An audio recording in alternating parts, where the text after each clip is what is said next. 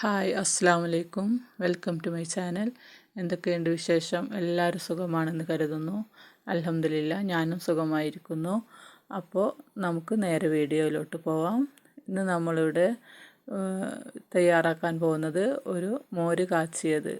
തേങ്ങയൊന്നും അരക്കാതെ ടൈമില്ലാത്തവർക്കൊക്കെ പെട്ടെന്ന് ചെയ്തെടുക്കാൻ പറ്റുന്ന ഒരു മോര് കറിയുടെ റെസിപ്പിയാണ് കേട്ടോ. പിന്നെ അതിൻ്റെ കൂടെ വേറെ 2 വീഡിയോയും കൂടെ ചെയ്യുന്നുണ്ട്. വീഡിയോ സ്കിപ്പ് ചെയ്യാതെ ലാസ്റ്റ് വരെ കാണണം.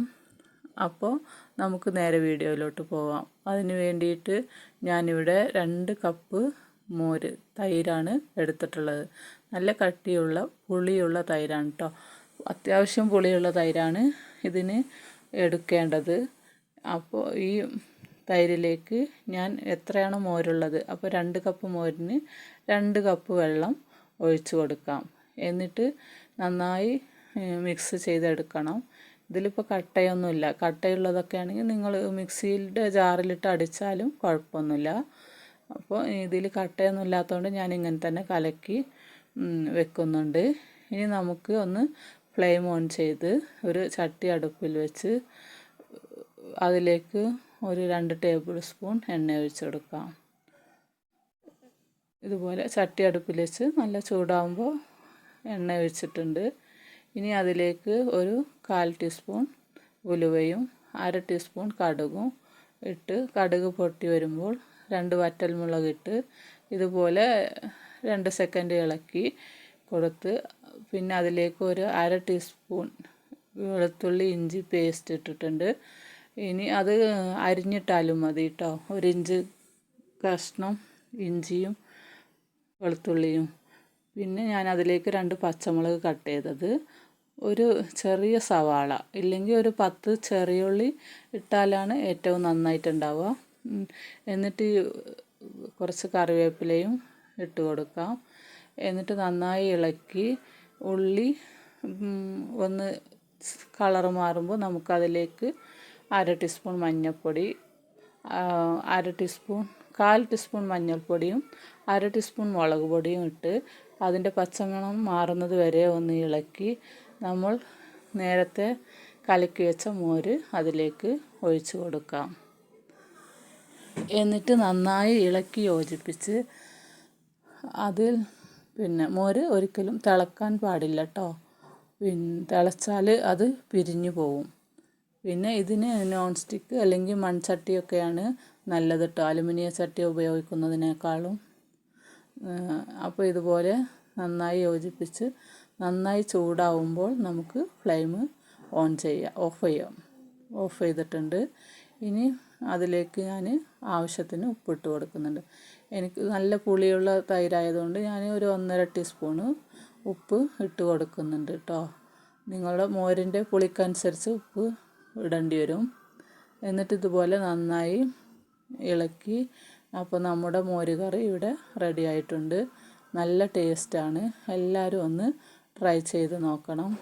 പെട്ടെന്ന് ഉണ്ടാക്കിയെടുക്കാൻ പറ്റുന്ന ഒരു റെസിപ്പിയാണ് കേട്ടോ. തേങ്ങയൊന്നും അരച്ചിട്ടില്ല. അപ്പോൾ ഇനി നമുക്ക് അടുത്ത വീഡിയോ നോക്കാം. അടുത്ത വീഡിയോ ഞാൻ ഒരു മാങ്ങച്ചാറിൻ്റെ റെസിപ്പിയാണ്. അതിന് വേണ്ടി ഞാനിവിടെ ഒരു 1/2 കിലോ മാങ്ങയാണ് കേട്ടോ. ഇപ്പോൾ മാങ്ങ സീസണൊന്നും ഇല്ല. പിന്നെ എൻ്റെ മോൾക്ക് അച്ചാർ വേണമെന്ന് പറഞ്ഞിട്ട് ഞാൻ കടയിൽ നിന്ന് വാങ്ങണില്ലാറെ നമുക്ക് പെട്ടെന്ന് 5 മിനിറ്റിൽ തയ്യാറാക്കിയെടുക്കാം.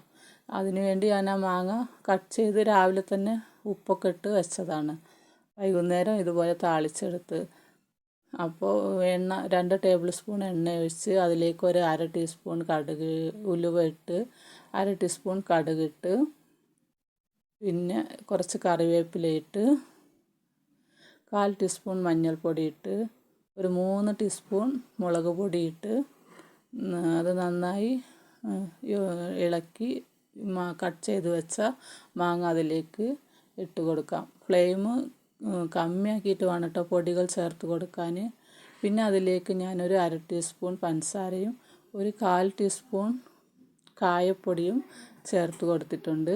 ഇതെല്ലാം നന്നായി മിക്സ് ചെയ്ത് യോജിപ്പിച്ചതിന് ശേഷം ഒരു 1/4 കപ്പ് ഒരു 2-3 ടേബിൾ സ്പൂൺ വെള്ളം, തിളപ്പിച്ചാറിയ വെള്ളമാണ് കേട്ടോ ഒഴിച്ച് കൊടുത്തത്. സുർക്ക ഒഴിക്കുന്നില്ല. മാങ്ങ അത്യാവശ്യം പുളിയുണ്ട്. നല്ല പുളിയുള്ള മാങ്ങയാണെങ്കിലും ഒഴിക്കാതെയാണ്. പിന്നെ ടേസ്റ്റ് ചെയ്തിട്ട് ഉപ്പ് കുറവുണ്ടെങ്കിൽ കുറച്ചും കൂടെ ഉപ്പിട്ട് കൊടുത്ത് നമുക്കിത് സെർവ് ചെയ്യാം. നല്ല ടേസ്റ്റാണ്. നമ്മൾ ഇതൊക്കെ പെട്ടെന്ന് തയ്യാറാക്കി എടുക്കാൻ പറ്റും. അധികം പണിയൊന്നുമില്ല. നന്നായിട്ടുണ്ടാവും. നമുക്ക് അന്ന് തന്നെ അത് ഉപയോഗിക്കാം കേട്ടോ. വെയിറ്റ് ചെയ്യണമെന്നൊന്നുമില്ല. പിറ്റേ ദിവസത്താകുമ്പോൾ പിന്നെ കേടുവരാതെ ഡെയിലി യൂസ് ആണെങ്കിൽ അത് കേടൊന്നും വരില്ല. ഇല്ലെങ്കിൽ പിന്നെ നമുക്കത് ഫ്രിഡ്ജിലും സൂക്ഷിച്ച് വെക്കാം. സുർക്കയൊന്നും ഉപയോഗിക്കാത്തതുകൊണ്ട് കണ്ടോ, ഇതുപോലെ ഇതിപ്പോൾ ആറിയിട്ടുണ്ട്, കറക്റ്റായിട്ടുണ്ട്. ആവശ്യത്തിന് ഗ്രേവിയൊക്കെ ഉണ്ടായിട്ട് പിന്നെ ഇങ്ങനെ ചെയ്യുമ്പോൾ നല്ല ടേസ്റ്റാണ്. സുർക്ക ഒഴിക്കുമ്പോൾ നമുക്ക് മാങ്ങൻ്റെ പുളിയും സുർക്കൻ്റെ പുളിയും എല്ലാം കൂടെ കുറച്ച് അധികമായി പോവും. ഇപ്പോൾ ഇങ്ങനെ ആകുമ്പോൾ നല്ല ടേസ്റ്റാണ്. ഇനി നമുക്കൊരു പപ്പാളി ഉപ്പേരി എങ്ങനെ ഉണ്ടാക്കുന്നത് നോക്കാം. അതിന് വേണ്ടി ഞാനൊരു പപ്പാളി കട്ട് ചെയ്ത് കുക്കറിലിട്ട് കൊടുത്ത് 2 പച്ചമുളകും 1/2 ടീസ്പൂൺ കല്ലുപ്പാണ് കേട്ടോ ഇട്ട് കൊടുത്ത്, പിന്നെ ഒരു 1/4 കപ്പ് വെള്ളം ഒഴിച്ച് അടിയിൽ പിടിക്കാതിരിക്കാൻ വേണ്ടി. ആ വെള്ളം അതിൽ തന്നെ ഉണ്ടാവും. നമുക്കൊരു വിസിൽ വരുമ്പോൾ ഇതൊന്ന് താളിച്ചെടുക്കാം. ഇപ്പോൾ ഒരു വിസിൽ വന്ന് പപ്പാളി ഇതാ വെന്തിട്ടുണ്ട്.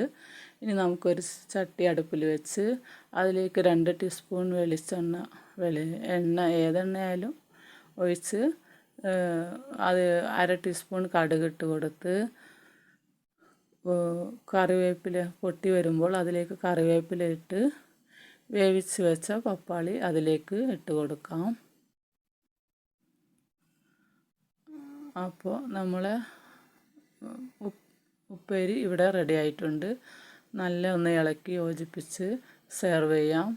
നല്ല ടേസ്റ്റാണ് കേട്ടോ. തേങ്ങയൊക്കെ ഇട്ട് വെക്കണില്ലാതെ ഇങ്ങനെ സിമ്പിളായിട്ട് ഉണ്ടാക്കുമ്പോൾ നല്ലൊരു ടേസ്റ്റാണ്. എല്ലാവരും ഒന്ന് ട്രൈ ചെയ്ത് നോക്കണം. ഇനി വേണമെങ്കിൽ ഇതിലേക്ക് ഇങ്ങനെ തന്നെ മതി, അല്ലെങ്കിൽ ഉണക്കമുളക് വലിയ ഉള്ളിയൊക്കെ കട്ട് ചെയ്ത് വേണമെങ്കിൽ ചേർക്കാം. അപ്പോൾ ഇത്രയേ ഉള്ളൂ ഇന്നത്തെ വീഡിയോ ഇഷ്ടമായെങ്കിൽ ഒന്ന് ലൈക്ക് ചെയ്യണം, കമൻറ്റ് ചെയ്യണം. അടുത്ത വീഡിയോയുമായി നാളെ